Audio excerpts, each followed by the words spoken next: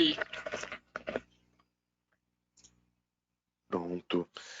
Beleza, pessoal? Bom dia. Bom dia a todos que apareceram aí para o webinar. Eu sou o Wesley Rodrigues. Aqui está com a gente também o Gabriel Martini. E hoje nós vamos falar sobre análise de fraudes e gerenciamento de riscos. Tá? Eu sou arquiteto de soluções aqui na AWS. Trabalho no setor público. Trabalho atendendo clientes da área de educação. Tá? Gabriel, quer se apresentar? Bom dia, pessoal, tudo bem? Sou Gabriel Martini, também trabalho como arquiteto de soluções na área do setor público, focado dentro da área de educação. E é isso que o Wesley falou. Então, hoje a ideia é a gente vai dar uma introdução em cima de inteligência artificial, em cima de machine learning, focado na área de detecção de fraudes, análise de fraudes. Uhum. Sim, uma coisa que eu queria deixar já claro como que vai funcionar a dinâmica hoje, pessoal. Nós vamos falar um pouco de teoria, falar um pouco sobre como que funciona, como que costuma ser feita a análise de fraudes, gerenciamento de riscos, falar um pouco sobre as principais técnicas utilizadas, sobre os problemas dessas técnicas também, como que a gente consegue contornar alguns desses problemas.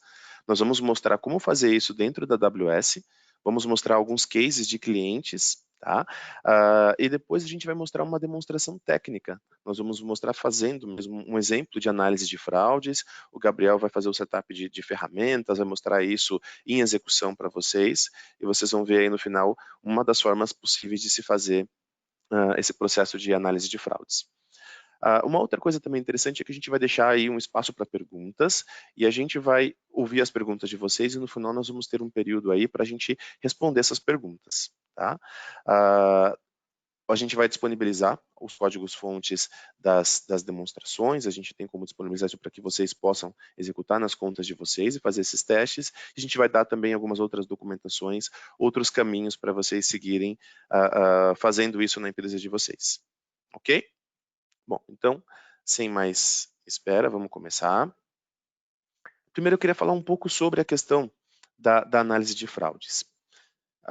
Hoje, é muito comum a gente ver transações eletrônicas, ainda mais por causa do Covid, por exemplo, a gente tem visto um aumento em transações eletrônicas, utilização de e-commerces. Mesmo quem não utilizava antes da Covid, e-commerce para fazer as atividades do dia a dia, agora está usando cada vez mais. Tá? Então, é uma realidade utilizar meios eletrônicos para pagamento e nem sempre você está vendo quem está fazendo aquela transação. Nem sempre você consegue ter certeza que aquela pessoa é ela mesma ou que aquele comportamento é um comportamento normal. E as fraudes, elas causam prejuízos terríveis para a indústria. Tá? Então, a gente projeta que para o ano que vem a gente vai ter quase 33 bilhões de dólares em fraudes mundiais. Tá? E isso não é pouca coisa, porque muitas empresas precisam implementar fluxos específicos para fazer essa análise de fraudes. No Brasil, por exemplo, a gente tem muito forte isso na questão dos meios de pagamento. A gente tem muitos problemas com cartões de crédito, a gente tem problemas relacionados à falsificação de documentos, falsificação de cadastros. Então, isso afeta todas as indústrias. Desde, por exemplo, a indústrias como educação, onde você tem falsificação de documentação, falsificação de diplomas, indústrias como saúde, onde você tem falsidade ideológica para pessoas fazerem exames, mas o que é mais afetado, com certeza, o mercado de transações financeiras e transações eletrônicas. Tá? E aí, como é que a gente pode resolver essa análise de fraude? Bom, normalmente, você verifica as fraudes a partir do comportamento daquele usuário. Então, você olha como que esse usuário vem se comportando, você analisa se esse comportamento se parece com um comportamento normal ou não. E aí, caso esse comportamento não seja um comportamento normal, você olha isso mais a fundo, você faz uma segunda checagem. O grande problema disso tudo é que fazer isso de forma manual é praticamente impossível. Tem e-commerces que têm 3.000 usuários simultâneos o tempo todo, quase, rodando, fazendo pedidos, fazendo compras. Então você não consegue ter esse modelo de ter uma análise manual, ele não é um modelo que escala. Então, o que a maioria das empresas fazem é utilizar alguma técnica utilizando computação para fazer esse processo. As técnicas mais utilizadas são as técnicas baseadas em regras, ou alguma técnica com machine learning, ou análise de conexões, análise de links. Eu vou falar um pouquinho sobre essas técnicas também. Bom, a análise de regras, ela costuma ser a mais utilizada, tá, pessoal? Porque é uma técnica muito simples de ser implementada, não é complicado de implementar essa técnica no começo. Tá? A gente vai ver um pouco mais em detalhe sobre essa técnica, mas ela é bem facinho de fazer, bem tranquilo de se fazer. A análise de machine learning e a análise de links, elas são análises mais completas do que a análise por regras, só que todo mundo se assusta, né? A pessoa fala assim, poxa vida, eu tenho que ser um expert em machine learning para começar a fazer algum tipo de análise baseado em rede neural ou com algum algoritmo mais complexo. Tá? E além dessas que estão aqui, existem outros tipos de análises baseadas, por exemplo, em estatística. Você pode utilizar técnicas da estatística para saber se aquele comportamento é anômalo ou não. Tá? Então vamos falar um pouquinho mais sobre essas técnicas aí. Uma outra coisa importante também é que além da técnica para você fazer a detecção, que são aquelas várias, como eu falei, você também pode ter uma técnica para calcular um score de risco. Né? É muito comum quando a gente fala em risco, você ouvir essa palavra score. O que é o score? O score é uma pontuação, é uma pontuação que ela é consolidada a partir de várias coisinhas que você vai fazendo e cada uma dessas coisas vai te dando, vai agregando algo a essa pontuação. Então, por exemplo, a pessoa tem uma residência fixa há mais de 2 anos, a pessoa tem um emprego fixo, isso acrescenta mais uma pontuação. Essa pessoa tem uma renda específica, isso acrescenta mais uma pontuação. E aí, no final, olhando todo esse comportamento de histórico e outras questões, você vai chegar a um score e aí você vai avaliar esse score para dizer se você acredita que esse cliente vai ou não ter um risco de inadimplência, por exemplo. Esse risco, ele pode ser utilizado para muita coisa. Ele pode ser utilizado para inadimplência, ele pode ser utilizado também, vamos pensar no caso da educação. Você tem um aluno que está estudando numa sala, está fazendo uma disciplina, ciência da computação, por exemplo. E aí você vai calcular mensalmente qual que é o score de risco desse aluno sair do curso, desse aluno evadir. Seria um score de risco de evasão. Tá? Aí você vai pegar várias características. Você observou que se o aluno falta muito, as chances desse aluno sair aumentam. Então você verifica que esse aluno está faltando, você dá uma pontuação no score de risco. Você verificou também que se esse aluno tem notas ruins, isso aumenta a probabilidade desse aluno sair. Então você aumenta ainda mais esse score de risco. E você verificou que se esse aluno atrasa as parcelas, aumenta ainda mais a chance dele sair. Então, com todos esses componentes, você aumenta o score de risco de turnover, de inadimplência, de evasão desse aluno, e aí com isso você consegue tomar uma ação. Quando esse score atinge um determinado valor, que a gente chama de threshold, você pode tomar uma ação de conversar com esse aluno, de fazer uma análise se ele está no curso correto ou não, se esse aluno precisa de uma atividade de reforço. Tá? Então, esse score ele pode ser adaptado para praticamente todas as indústrias, para diversos tipos diferentes de problemas. Então, tudo que a gente vai falar aqui, a gente está focando, por exemplo, em transações de cartão de crédito, mas você pode pegar isso para outros tipos de problema e adaptar de acordo com a sua necessidade. Tá? Bom, como eu tinha dito, o caso do baseado em regras é um caso complicado depois que ele começa a crescer. Por quê? Bom, como é que você vai definir essas regras? Esse é o primeiro ponto. Para você definir essas regras, você tem que ter um amplo conhecimento do histórico. Você vai observar o histórico em relação a quais são as características que ocasionam numa fraude. Um exemplo disso seria você observar, por exemplo, que as fraudes costumam acontecer fora do horário padrão. Então, você percebeu que das últimas fraudes que aconteceram, que os clientes reclamaram, olha, essa transação não fui eu que fiz, vocês me cobraram aqui no cartão de crédito e não fui eu que fiz essa compra. Né? Então, você vai observar, analisar tudo isso, e aí, olhando esse histórico, olhando esses relatórios, você vai criar uma regra, que é, bom, transações que acontecem depois das 11 horas da noite são suspeitas para esse cliente. Ok, então você tem aí a sua primeira regra. Aí você vai ter outras regras, como por exemplo, esse cliente sempre faz compras de no máximo R$ 200. Então você coloca ali uma margenzinha de segurança e cria mais uma regra. Transações acima de R$ 300 são suspeitas. E aí essas regras têm o que a gente chama de encadeamento de regras, que é, se uma transação acontece depois das 11, ela é suspeita.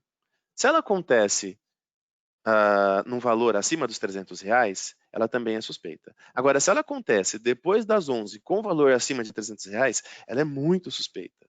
Então, isso vai aumentar ainda mais o que a gente chama de score de risco dessa regra.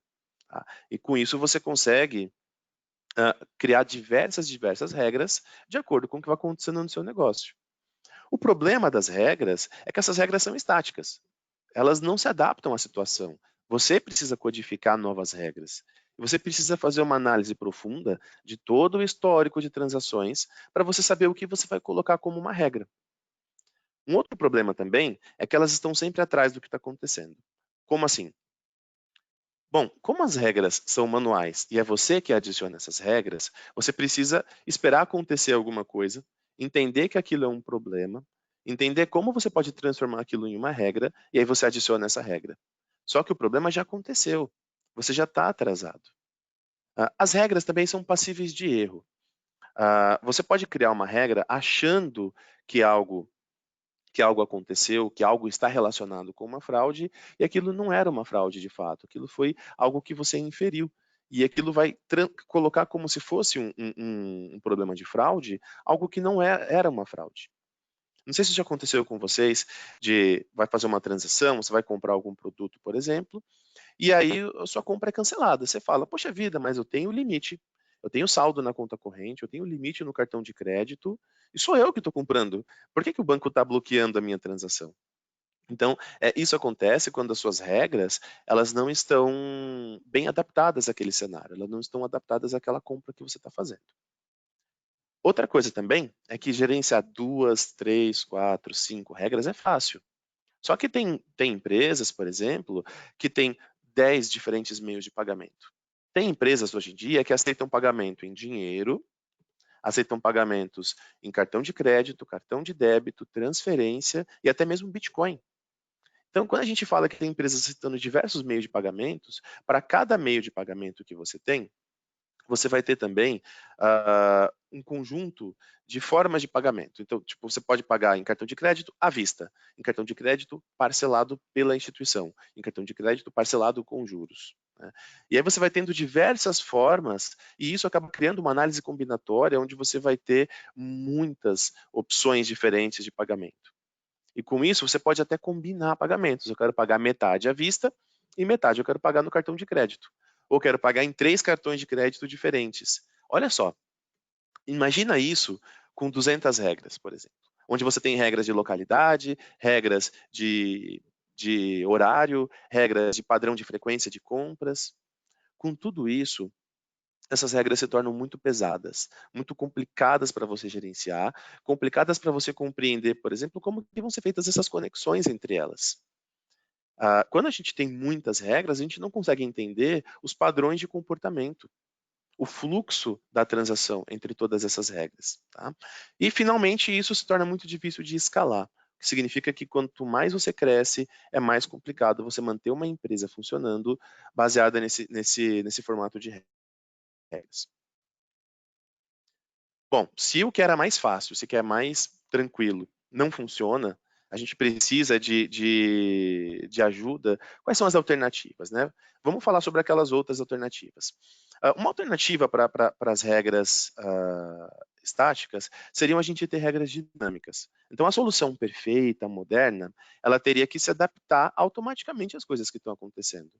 Ela tem que funcionar em tempo real, ela tem que melhorar de acordo com o tempo, ela tem que automaticamente conseguir se melhorar, tem que ser fácil de manter, eu tenho que conseguir fazer milhões de transações utilizando essa ferramenta. Tá? Então, para isso, entra Machine Learning. Aí, o pessoal costuma ficar com um pouco de medo quando a gente fala em Machine Learning, quando a gente fala em redes neurais, aprendizado supervisionado, não supervisionado. Gabriel, que você pode dizer? Você acha que é bicho de sete cabeças a gente usar um aprendizado supervisionado? O que é isso, cara, supervisionado? Eu vou ter que contratar um supervisor que vai ficar de pé olhando para o meu computador para saber se deu certo ou não? Como funciona isso? Não, Wesley. E acaba sendo muito mais fácil do que a gente pensa, né? O que seria implementar machine learning de fato. Então, existem diferentes tipos de aprendizado dentro de machine learning, e um desses tipos é o aprendizado supervisionado. Então, vamos pensar, por exemplo, que a gente tem um problema de classificação.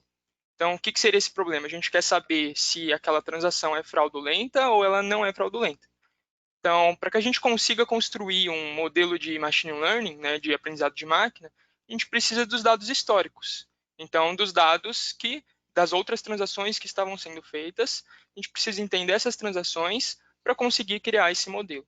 E aí, onde que entra o aprendizado supervisionado? O aprendizado supervisionado vai pegar todo esse histórico e a gente vai ter rótulos, que a gente chama de rótulos. O que são esses rótulos, né? Então, dentro desses dados que a gente tem das transações, então, onde que a transação foi feita, se foi feita qual meio de pagamento, né? Quem foi aquela pessoa, qual que foi o tipo de compra. Então, a partir de todos os dados que a gente tem, a gente vai ter rótulos falando se aquilo ali foi uma transação fraudulenta ou não foi fraudulenta. Então, o aprendizado supervisionado, a partir desses rótulos, a partir desse histórico que a gente já sabe, né, o que aconteceu, a gente consegue generalizar isso para conseguir fazer predições e inferências em dados futuros que a gente ainda não sabe sobre se aquilo ali de fato é uma fraude ou não é. Ficou claro, Wesley? Entendi. Entendi. Deixa eu ver se eu entendi. Eu pego um monte de transações que eu fiz até agora, mostro para um algoritmo espertinho e falo para ele assim: olha, essas aqui são fraudes, essas aqui não são fraudes. Ele vai olhar para isso e falar: deixa eu entender como que elas funcionam. Ele vai perceber quais são as regras, ele vai inferir essas regras, e a partir daí, se eu mostrar uma transação que ele nunca viu, ele é capaz de dizer, baseado no conhecimento que ele adquiriu: isso é uma fraude, porque se parece com aquelas fraudes que eu vi antes. Não, isso aqui se parece normal, acho que não é uma fraude. É isso, né? É isso aí. Beleza. E o aprendizado supervisionado é a única opção? Não, né? A gente tem um aprendizado não supervisionado. O que é o não supervisionado? Exato, exato. Então, como eu falei, existem vários tipos de aprendizado, né? Um outro tipo também muito conhecido é o aprendizado não supervisionado. Então, o que isso significa, né? Para alguns casos, né, e até mesmo na maioria dos casos de fraudes, a gente não vai saber, a partir da nossa base de dados, né, é difícil a gente ter muitos exemplos ou a gente saber se aquilo ali foi uma fraude ou não dentro dessas transações. Então, como que a gente consegue resolver, criar um modelo, né, de machine learning que vai nos ajudar a entregar algum valor se a gente não tem esses dados rotulados, né, se a gente não sabe que se é fraude ou não?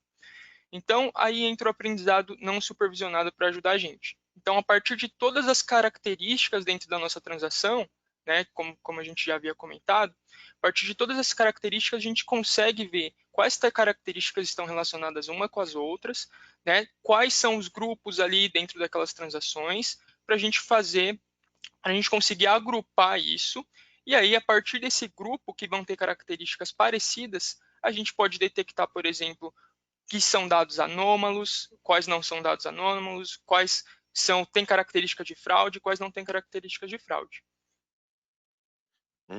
Muito legal. Apesar da gente falar bastante em machine learning, aprendizado supervisionado, existem técnicas que são estatísticas, pessoal. São técnicas já muito antigas, centenárias, muito bem conhecidas, e essas técnicas estatísticas ajudam a gente a entender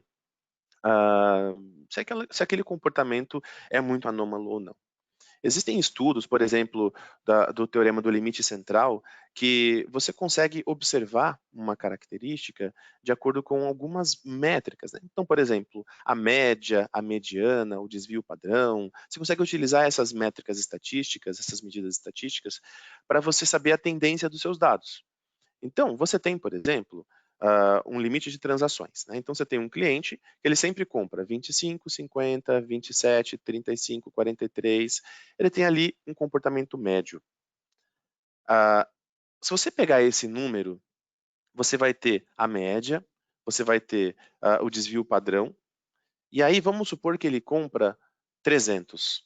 Poxa vida, 300 está muito diferente do que ele costuma comprar. Então, esses 300 são suspeitos. é algo muito maior do que ele costuma comprar. Quer dizer que isso é uma fraude?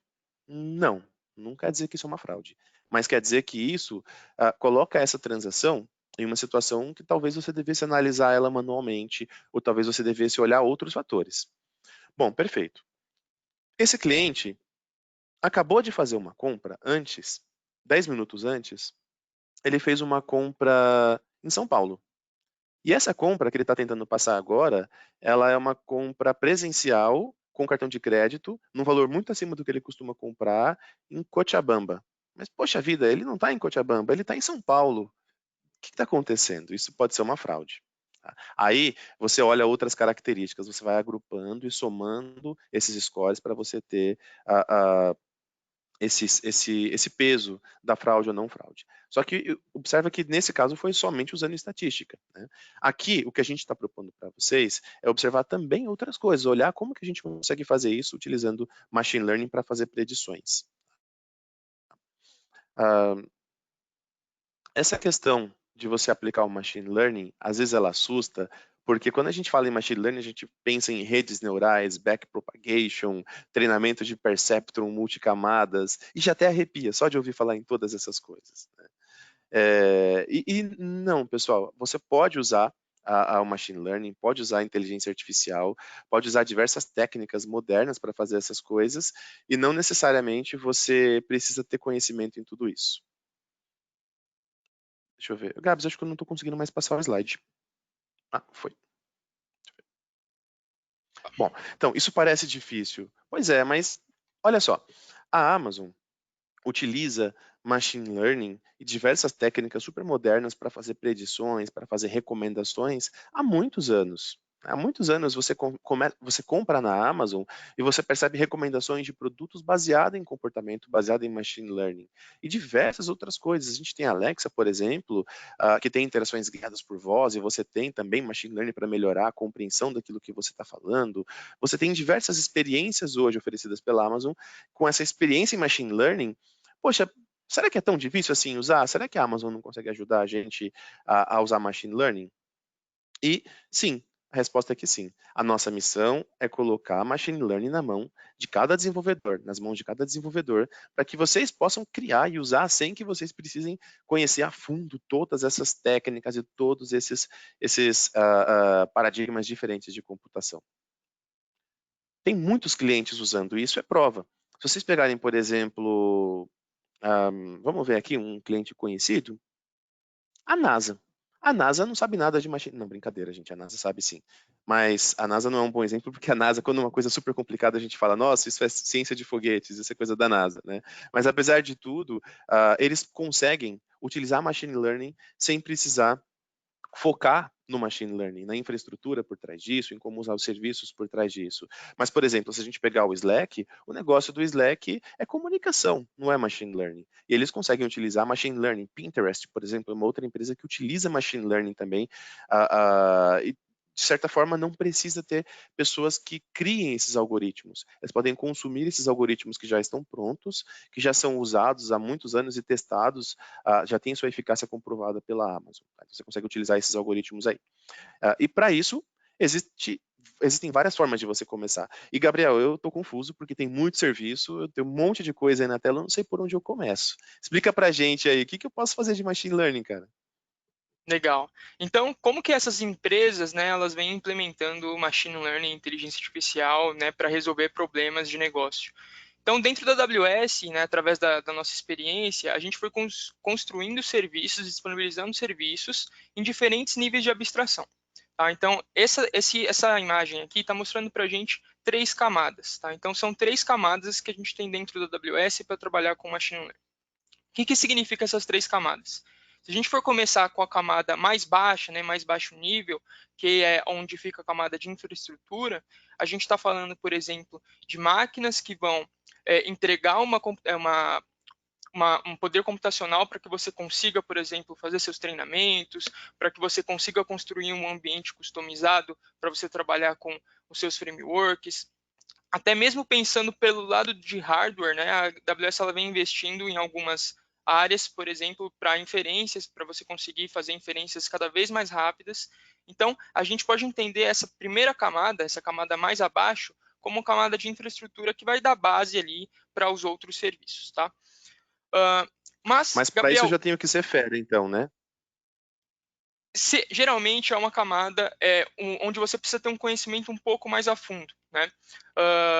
Então, essa camada geralmente já é para pessoas que estão trabalhando com machine learning, trabalham com algum caso específico, né? Mas a gente tem algumas outras camadas que vão abstrair essa solução a esses tipos de workloads.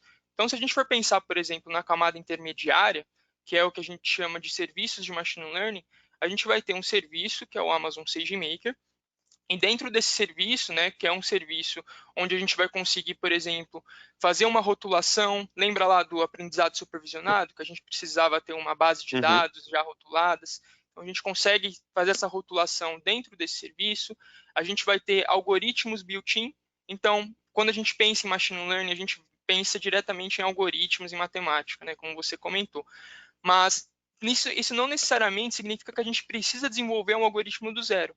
Então, dentro do campo, a gente tem vários algoritmos conhecidos para resolver diferentes tipos de problema. Esses algoritmos geralmente são implementados dentro de frameworks, mas dentro do Amazon SageMaker, a gente tem o que a gente chama de algoritmos built-in. Então, você não precisa ter um conhecimento de um framework para começar a fazer testes em cima desses algoritmos, a solucionar diferentes tipos de problemas. Então, você pode selecionar um algoritmo já pronto, que a AWS gerencia esse algoritmo para você. Além disso, né, tem um ambiente de desenvolvimento através de notebooks, sem você ter que ficar gerenciando infraestrutura. E o mais legal é que depois que você faz todo esse workflow, né, todas essas etapas para a construção de um modelo de machine learning, você precisa disponibilizar isso. Precisa fazer por exemplo, se você for consumir em tempo real, quando a gente está pensando em fraudes, você precisa disponibilizar isso, por exemplo, através de uma API, para que essas aplicações consumam esse modelo. E o bacana é que nessa camada de serviço você não precisa ter um conhecimento profundo em cima de infraestrutura, porque a AWS vai gerenciar essa infraestrutura para que você consiga fazer suas inferências. Além disso, tem várias outras features, né, que a gente Uhum. levaria um tempão aqui falando, mas é uma camada um pouco mais abstraída do que a camada de infraestrutura e vai ajudar na gente em todas as etapas da criação de um modelo. Tá? E tem a camada mais Ô, acima. Gabriel, eu vim.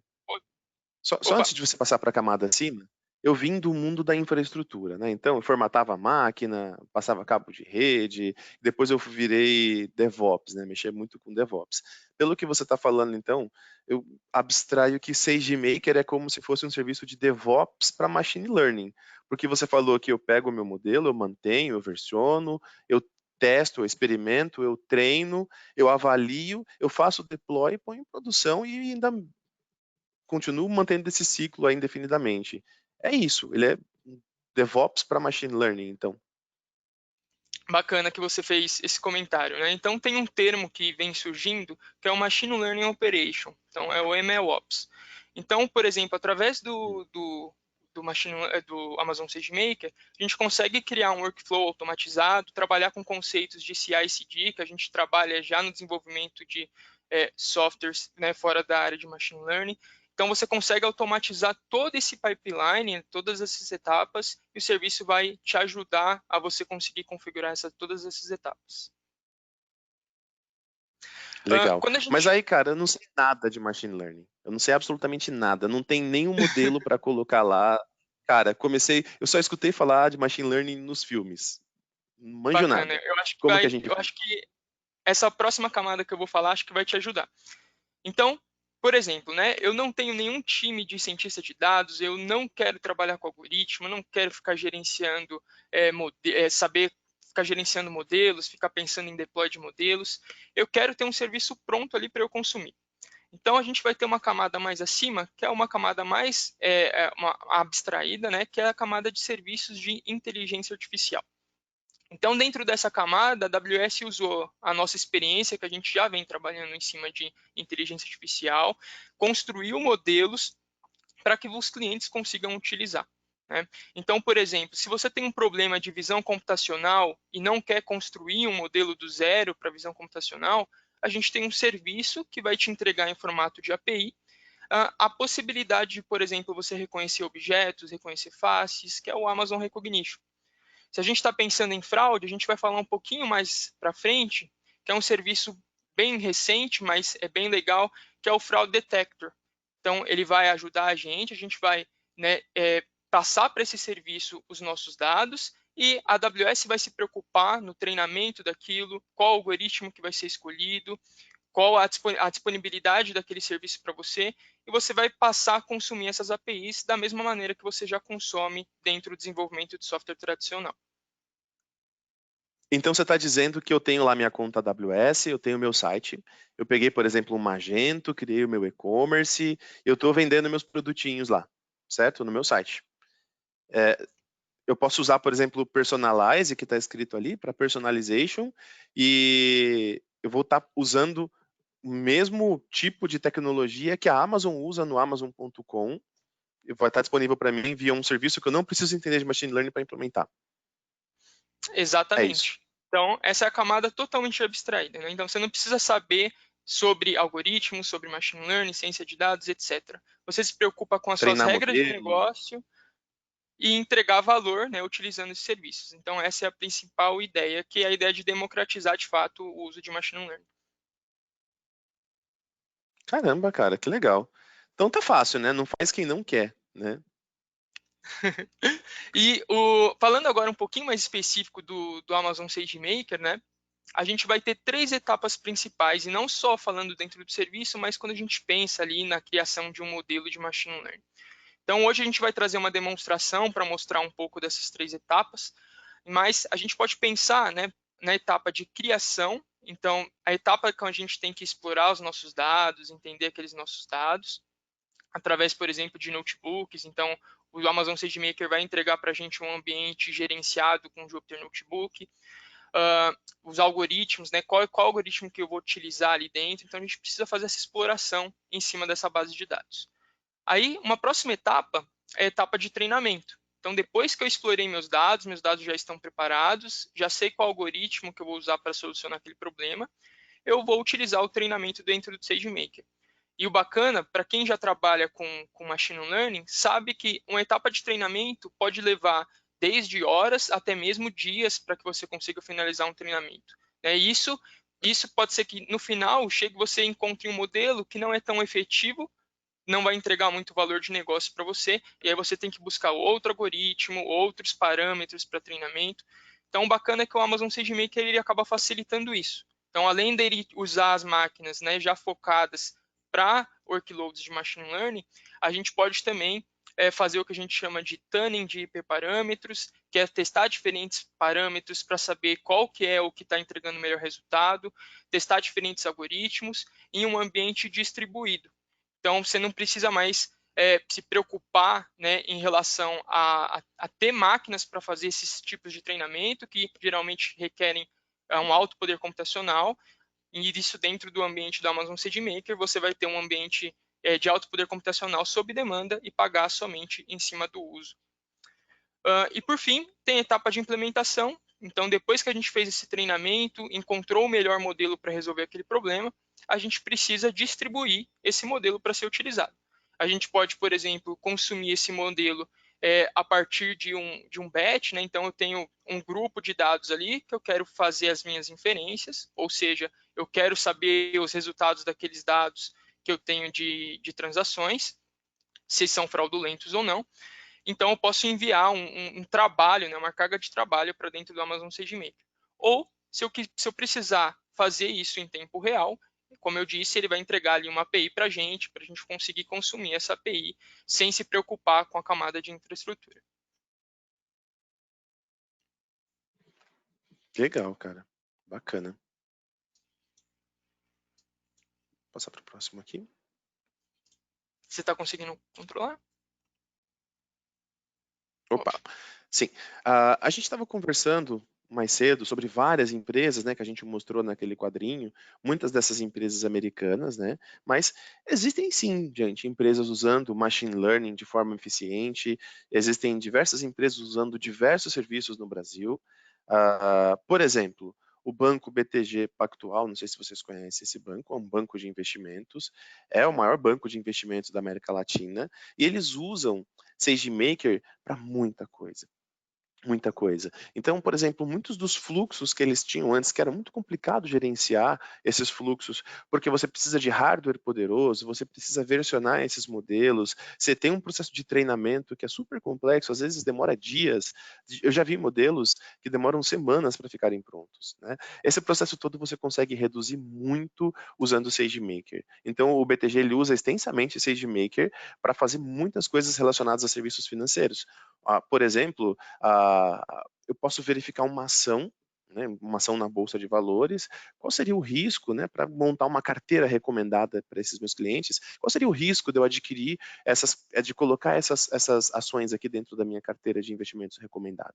Então, esse é um dos casos de uso que a gente pode imaginar para o score de risco, que é calcular o risco de carteira que eu tenho para investimentos, usando os modelos preditivos de machine learning com o SageMaker.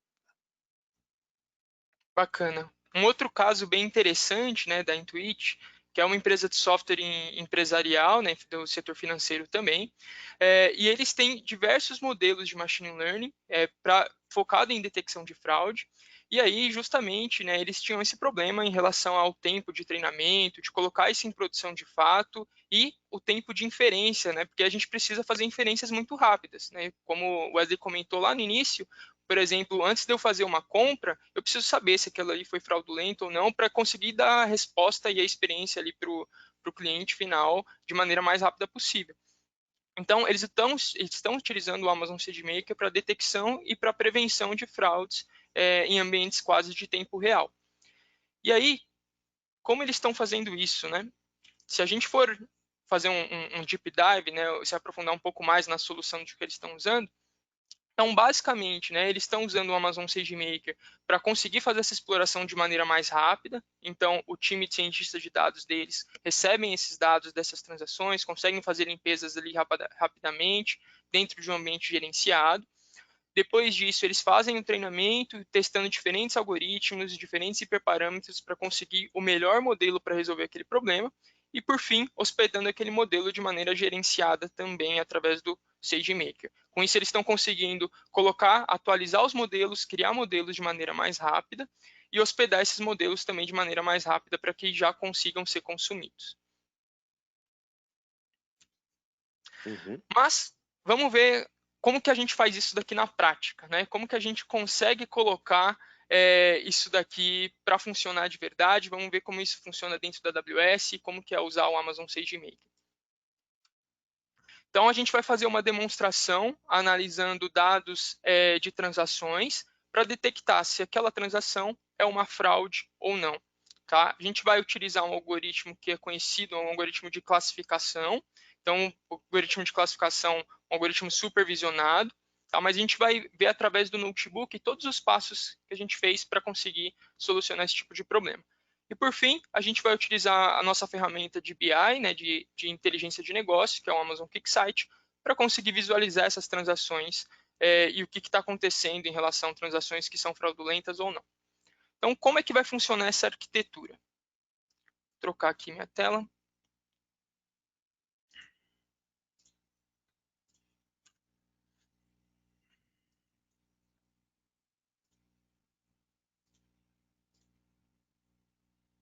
Vocês estão conseguindo ver minha tela da AWS, Wesley? Sim, a console apareceu para a gente. Bacana. Então, eu estou aqui na console da AWS. Eu vou lá em serviços, né? Antes da gente entrar aqui em serviços, deixa eu mostrar um pouquinho da arquitetura do que a gente vai fazer. Então, como que vai funcionar essa arquitetura aqui, né? A gente vai ter os nossos dados, esses dados são dados de exemplo, tá? São dados open source, são dados anonimizados também, tá? Então, a gente vai ter os nossos dados dentro de um bucket no Amazon S3, que é um serviço de storage. Então, a gente vai armazenar os nossos dados das transações ali dentro. Esse dado pode vir, por exemplo, de uma base de dados relacional e a gente utilizar o Amazon S3 para armazenar esses dados lá, depois fazer um ETL em cima disso, né, para processar esses dados. Então, a gente está utilizando o Amazon S3 ali como se fosse um data lake para essa solução.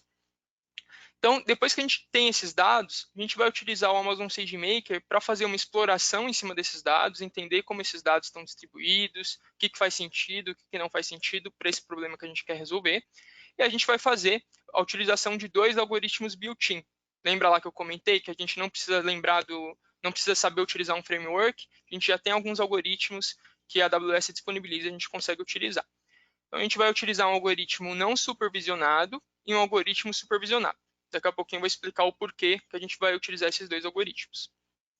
Depois que a gente fez o treinamento do nosso modelo, a gente vai hospedar esse nosso modelo e aí a gente vai consumir esse modelo de maneira de tempo real através de uma API, utilizando o API Gateway e o AWS Lambda, que são serviços serverless para a gente conseguir construir uma API serverless.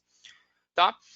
O resultado dessas inferências que a gente vai fazer, a gente vai armazenar em um outro bucket do S3, né? Então os resultados disso vão estar sendo armazenados dentro do serviço de storage, e a gente vai consumir isso através dessa ferramenta de inteligência de negócio que é o Amazon QuickSight.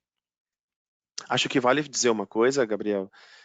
Essa arquitetura, ela é super interessante. Ela tem uma ferramenta de BI, uma ferramenta de API, ela tem uma ferramenta de execução de funções, ela tem algoritmos de machine learning, ela tem ferramenta de ingestão.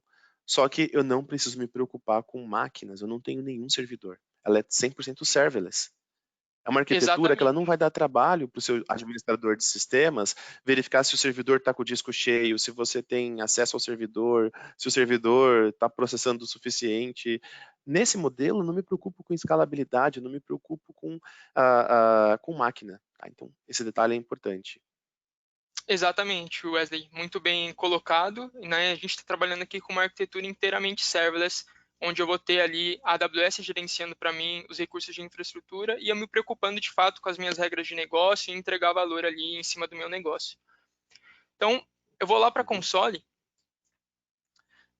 vou entrar no serviço SageMaker.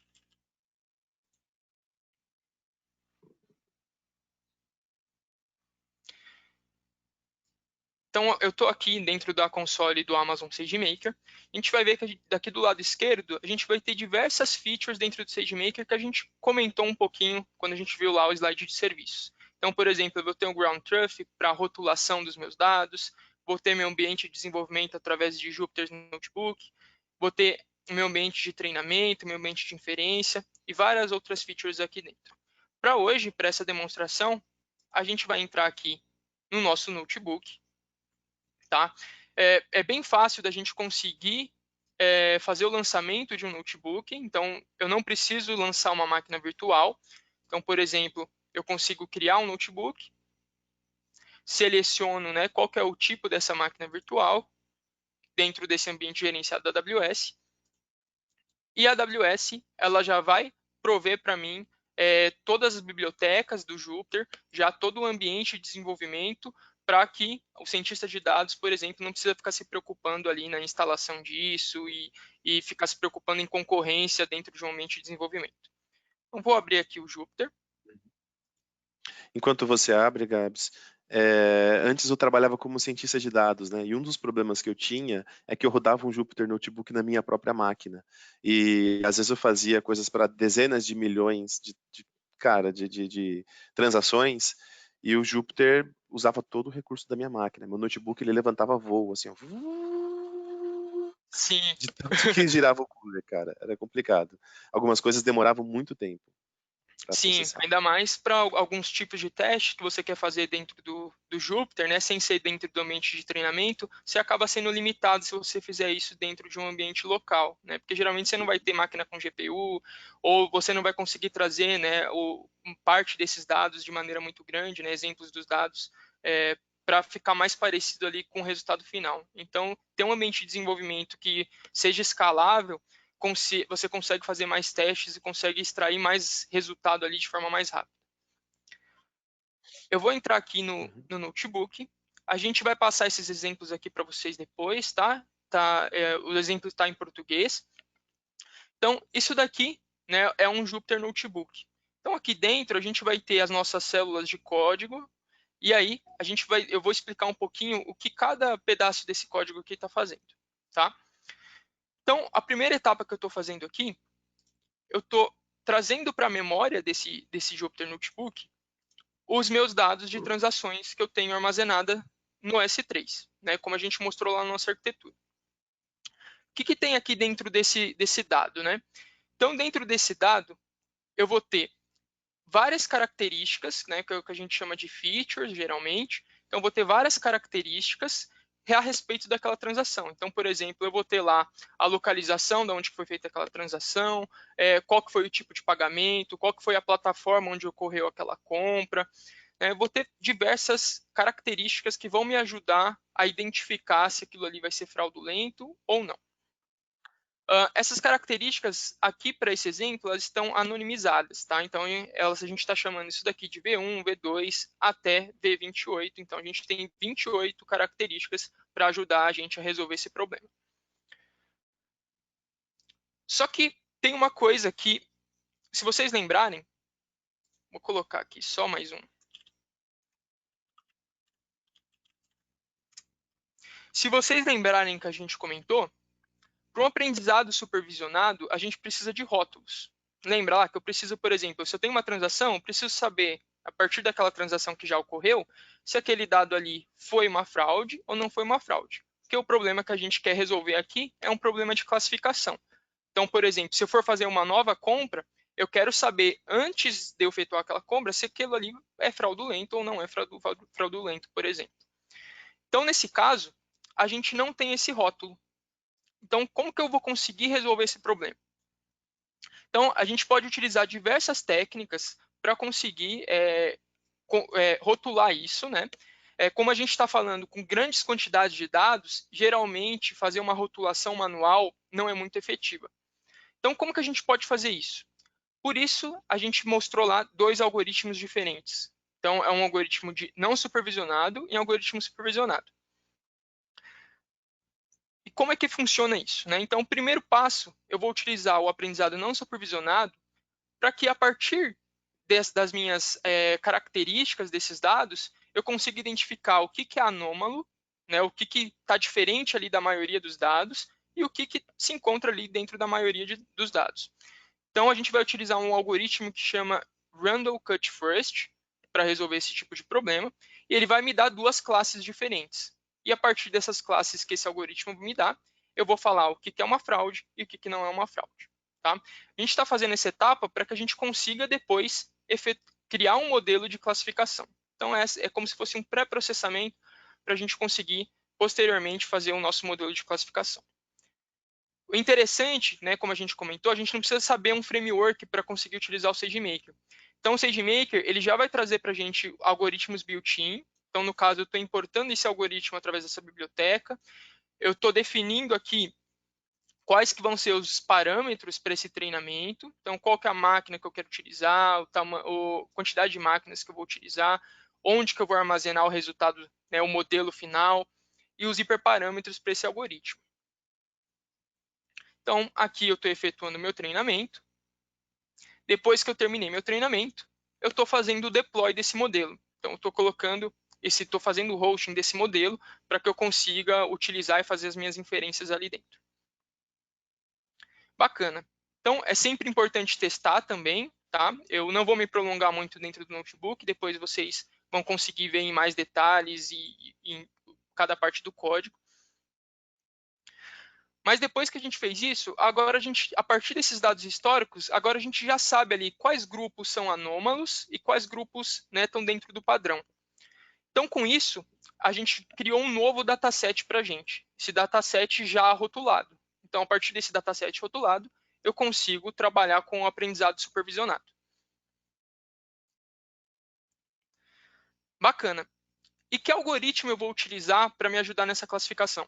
Então, nesse caso, a gente está usando um outro algoritmo built-in do SageMaker, que é o XGBoost. É um algoritmo bem conhecido para problemas de classificação.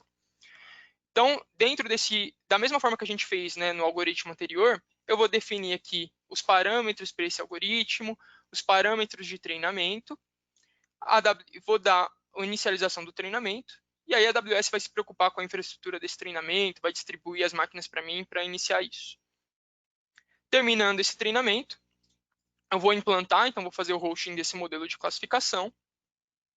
e depois disso eu vou avaliar a partir dos meus dados de teste. Então, sempre é importante a gente fazer uma separação de dados de treinamento e de dados de teste. Então, nesse caso aqui, eu estou utilizando alguns dados de teste, algumas métricas, né, que a gente geralmente utiliza quando a gente fala de fraudes. E aqui a gente pode ver, a partir desse teste, né, que, por exemplo, a partir, né, dos dados ali que eu já tinha, né, do meu dataset já conhecido, e a partir do meu dataset de teste, eu consigo ver que esse modelo de classificação identificou, né, mais de 28 mil aqui corretamente, dados não fraudulentos, e dados fraudulentos, ele identificou aqui 37 dentro desses exemplos que eu tinha.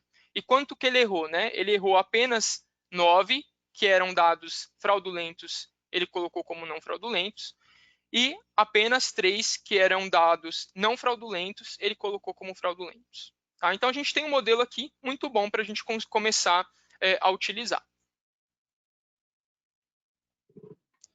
A partir daqui, né, eu já tenho meu modelo implantado, então eu vou começar a enviar um tráfego para esse modelo. Então, aqui eu estou gerando um tráfego de teste para ver qual resultado que esse modelo vai me trazer. Esses dados que eu estou enviando são dados onde eu não sei se é uma fraude ou não é uma fraude. Então, são dados genéricos, né, que eu estou enviando ali, por exemplo, de novas transações, e esse modelo, a partir dos dados históricos, vai falar para mim se aquilo é uma fraude ou não. Então, eu vou entrar lá no QuickSight, que é a nossa ferramenta de inteligência de negócio.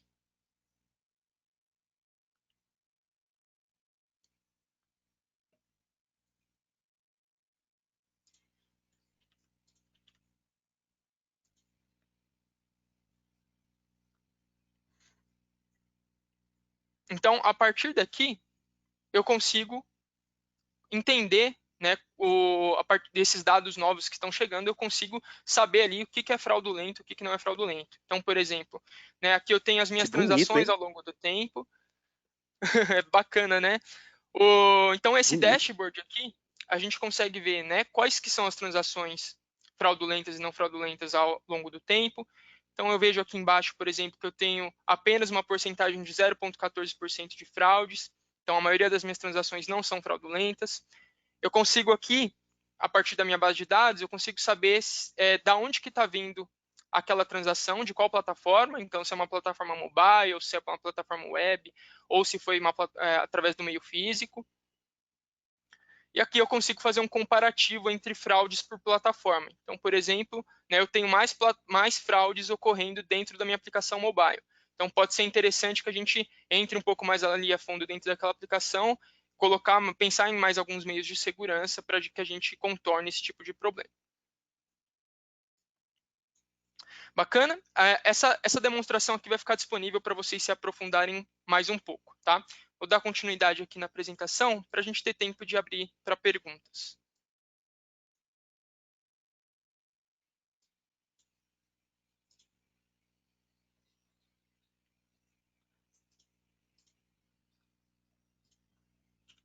Boa.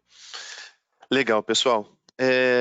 Uma coisa importante aí que eu queria deixar como um pulo do gato, para vocês tomarem muito cuidado quando vocês forem fazer isso no negócio de vocês, é que o principal problema, assim, que eu peguei por experiência própria nesse tipo de coisa, são datasets desbalanceados. O que acontece? Se você pegar 100 transações, a cada 100 transações que acontecem, você vai ter, sei lá, uma fraude, 2 fraudes. Né?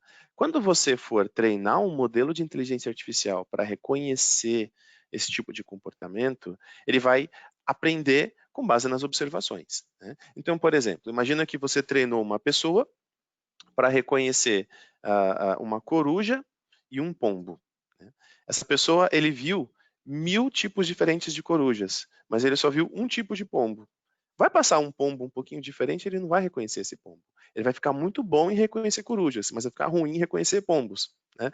O mesmo vale para o modelo de machine learning. Se você treina ele com os dados do jeito que os dados vêm de produção, você vai ter muito mais dado de não fraude do que de fraude. E aí é muito importante fazer o pulo do gato, fazer uma matriz de confusão para você olhar quantos falsos positivos e falsos negativos você tem. Alguns negócios é muito importante que você não tenha falsos positivos. E falsos negativos não é tão problemático assim. Vamos olhar cartão de crédito, por exemplo. Você não permitir que uma transação passe, né? Você não autorizar uma transação que deveria ter sido autorizada, é um erro ruim. Você vai incomodar o cliente e tudo, mas ok, ele entende que existe um mecanismo de fraudes e não gastou o dinheiro dele. Agora, se você permite uma que era fraude, por exemplo, você gerou muito mais a dor de cabeça para esse cliente. Tá? Então, isso é um ponto importante. Você não pode deixar o seu dataset desbalanceado, ele tem que você tem que ter uma quantidade parecida de entradas de fraude e não fraude, e para isso você pode usar técnicas como undersampling, oversampling dos seus dados. Tá? E observa o que é importante para o seu negócio, se são os falsos positivos ou os falsos negativos. Bom, como é que eu faço para ir além? Como é que eu faço para ver mais a respeito desse assunto? A gente tem aqui algumas coisas, por exemplo, alguns serviços prontos, né? A gente tem o Forecast, que ajuda você a fazer predição de quanto você vai ter de valores. A gente tem o Personalize, que ajuda na recomendação de produtos. E a gente tem um serviço novo, que é o Fraud Detector. O Fraud Detector está há pouco tempo disponível, tá? Então, é um serviço que você pode utilizar para fazer análise de fraude. Você vai adequar os seus dados à forma de dataset como o Fraud Analysis precisa, o Fraud Detector precisa receber esses dados, e aí você fazendo o input desses dados, ele vai te dizer aí se essas transações são fraudes ou não. Ele vai classificar essas transações como fraudes ou não. Muito parecido com o que a gente fez, só que em um serviço gerenciado. Tá? Se você quiser ter mais flexibilidade, se você quiser modificar e fazer outras coisas, aí você vai para o modelo implementado, como a gente mostrou para vocês no SageMaker. A gente também tem aqui para vocês, deixa eu ver aqui.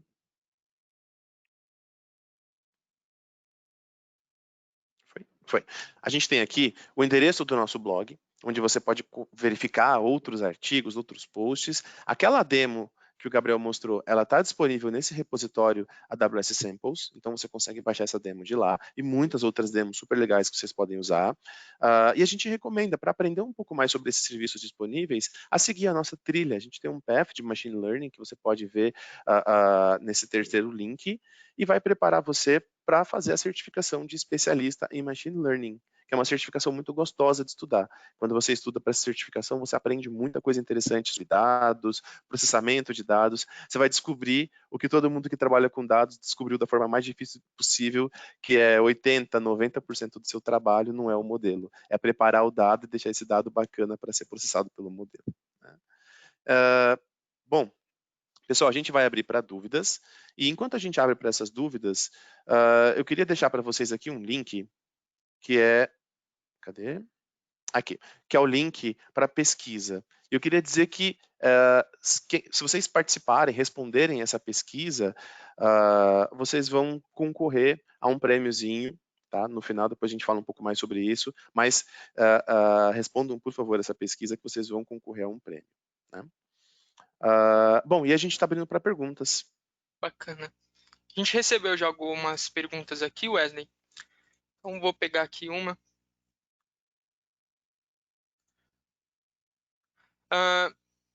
Aqui veio uma pergunta se existem empresas da área da saúde utilizando isso, né? Então, respondendo essa pergunta, sim, dentro do setor público a gente também trabalha com empresas de saúde, então existem empresas de saúde trabalhando com machine learning, então, por exemplo, para visão computacional, para detecção, para classificação de imagem, para outros tipos de problema. Então, existem sim empresas da área de saúde utilizando toda aquela nossa stack de serviços de machine learning. Inclusive, a gente vai falar um pouco da área de saúde, né, dentro dessa semana, então fiquem atentos, a Melissa vai palestrar, vai falar um pouquinho dentro dessa área, então seria bacana vocês assistirem. Vou pegar outra pergunta aqui. A Amazon possui cursos de treinamento focados na ferramenta de machine learning? Então, como o Wesley comentou, né, a gente tem os treinamentos que são gratuitos, que você consegue assistir, né, os treinamentos virtuais. Então, existe um caminho, uma trilha focada em cima de serviços de machine learning. O link está na apresentação, você consegue ver depois. E também existem os treinamentos atualmente, né, a gente está fazendo os treinamentos presenciais de maneira virtual também, mas existem também os treinamentos pagos, focados dentro da área de Machine Learning, que vão te auxiliar ali no trajeto para você conseguir tirar sua certificação. E lembrando que é muito importante não só pensar no machine learning, mas pensar nos dados. A sua predição vai ser tão boa quanto a qualidade dos dados que você coloca nela. Então, se você não tem dados que estão seguindo o teorema do limite central, se você tem dados com muitos outliers, se esses dados não forem bem preparados, você não vai ter uma boa predição no final. Então, tudo começa com como você coleta dados de diversas fontes, como é que você enriquece esses dados com APIs e fontes externas, redes sociais, coloca tudo isso dentro de um data lake. Como que você processa esse data lake com performance, que a gente está falando, né, às vezes, de petabytes de dados, e como é que você consegue tirar esses dados especiais para você conseguir fazer as suas predições. Bacana. Uma outra pergunta que chegou aqui é: quando que eu vou selecionar um algoritmo no SageMaker? Há um ícone de ajuda com descrição e orientação sobre cada algoritmo? Há links para páginas de ajuda? Então, respondendo essa pergunta, né, esses algoritmos built-in que o SageMaker já entrega para a gente, eles estão a descrição deles, né, quais tipos de problema que eles resolvem, quais são os parâmetros técnicos, tudo isso está na nossa documentação. E um outro ponto interessante é que dentro do Amazon SageMaker existe uma feature que é o AutoML. Então, para alguns tipos de problema, você pode simplesmente, né, passar a sua passar o seu dataset, né, seu conjunto de dados para o SageMaker, falar qual que é o tipo de problema que você está tentando resolver, e ele vai testar diferentes algoritmos para resolver aquele tipo de problema. Então, você não precisa necessariamente ir muito a fundo ali nos algoritmos para você começar a testar e utilizar alguma dessas soluções. Se você quiser complementar, Wesley, fica à vontade, tá? Basicamente é isso. Você escolhe, por exemplo, que você quer fazer uma regressão, e aí você coloca lá para ele escolher alguns tipos de algoritmos, alguns tipos de hiperparâmetros. Ele vai testar, vai pegar primeiro, sei lá, regressão linear, vai tentar fazer com uma árvore em regressão e tal, e no final ele vai chegar à conclusão de que, por exemplo, a árvore foi melhor. Né? Quase sempre Random Forest, os algoritmos da família das árvores são melhores para as coisas, quase sempre. E aí vai ser melhor, e aí ele vai falar assim, olha, esse algoritmo ficou em primeiro lugar, esse em segundo, esse em terceiro, qual que você quer usar? E aí você seleciona o algoritmo que você quer usar. Isso é fantástico, porque ele faz tudo isso em paralelo, sem que você precise fazer setup de infraestrutura, é muito fácil. Legal. Bom, Gabriel, acho que a gente já chegou no tempo, né? Sim, sim, a gente já chegou no tempo.